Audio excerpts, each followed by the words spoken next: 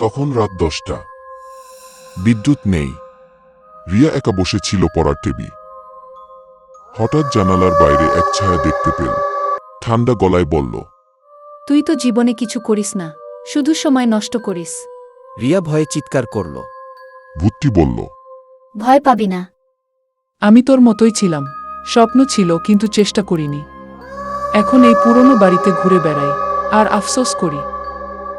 তুই চাইলে তোর জীবন বদলে যেতে পারে। রিয়া বলল। কিন্তু আমি ব্যর্থ হলে? ভূতটি হেসে বলল। চেষ্টা করলেই তুই জিতবি, কারণ অনেকেই তো চেষ্টা করে না। তারপর ভূত আরেকটা কথা বলল।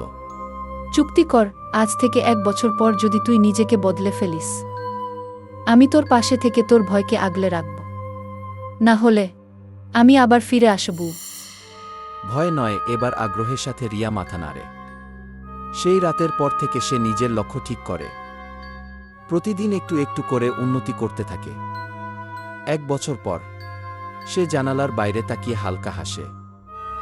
ভূত আর আসেনি, কারণ সে নিজেই নিজের ভয়কে জয় করে ফেলেছে।